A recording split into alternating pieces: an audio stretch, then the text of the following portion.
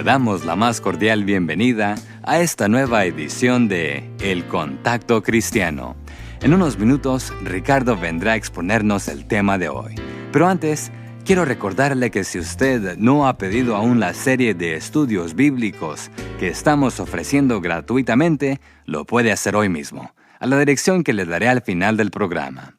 Y ahora sí, su amigo de siempre, el hermano Ricardo. Primera de Pedro 1, 13 al 16 dice: Ceñid los lomos de vuestro entendimiento, sed sobrios, como hijos obedientes no os conforméis a los deseos que antes teníais estando en vuestra ignorancia, sino como aquel que os llamó es santo, sed también vosotros santos en toda vuestra manera de vivir, porque escrito está, sed santos porque yo soy santo. Este versículo se encuentra en dos palabras en Primera de Timoteo 5:22. Consérvate puro. El salmista hizo esta pregunta en el Salmo 24:3. ¿Quién subirá al monte de Jehová? ¿Y quién estará en su lugar santo? En el versículo 4 encontramos la respuesta: el limpio de manos y puro de corazón. Las manos limpias representan actos de pureza. Un corazón puro significa motivos de honor. El anciano salmista expuso una verdad que Jesús declaró en una de las bienaventuranzas, encontrado en el capítulo 5 de Mateo. Bienaventurados los limpios de corazón, porque ellos verán a Dios. La única manera de encontrarse con Dios es tener un corazón puro.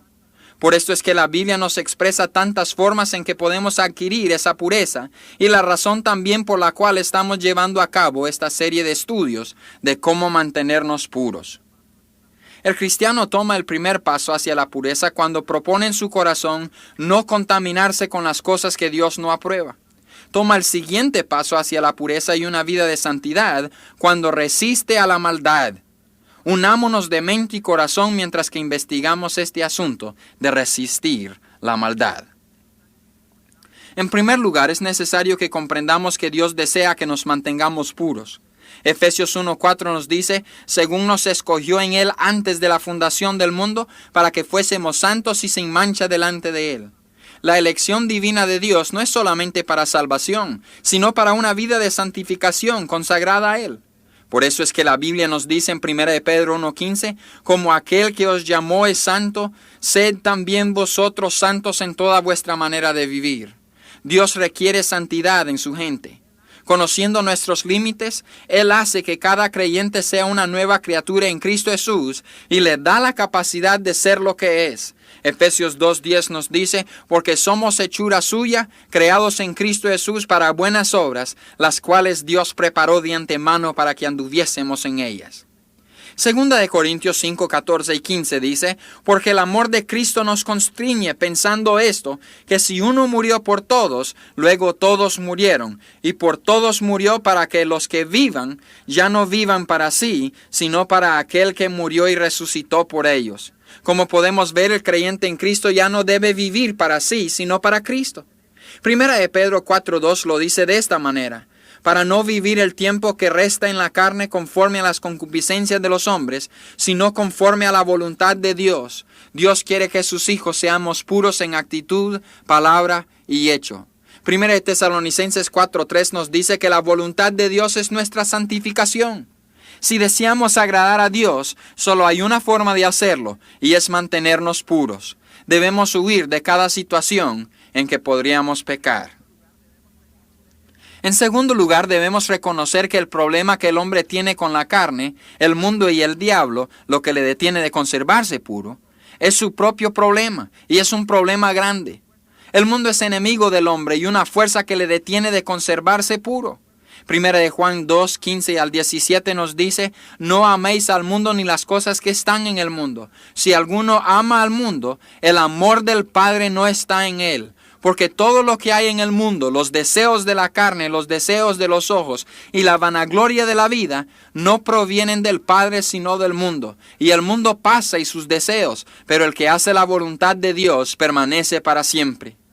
Antes de todo, quiero que comprendamos que al decir mundo, no estamos hablando de las montañas, árboles, valles y ríos, sino de una sociedad degenerada en medio de la cual vivimos. No podemos vivir de acuerdo a lo aceptado por nuestra sociedad y ser puros al mismo tiempo. La carne es enemigo del hombre y algo que puede contaminar su pureza espiritual. El término carne tiene 5 diferentes significados en la Biblia. En Génesis 2:24 se refiere a la unión íntima y permanente establecida entre el hombre y su esposa. En Génesis 6:13 se refiere a las criaturas que dependen del aliento de vida para existir. En Génesis 2:21 se refiere a la porción suave de nuestro cuerpo.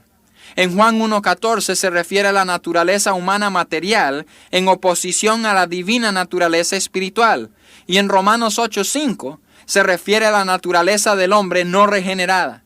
Es en este último término, la depravidad de la naturaleza humana, que la Biblia expone a la carne como enemigo de la pureza en el cristiano. El diablo es enemigo del hombre y de su pureza espiritual.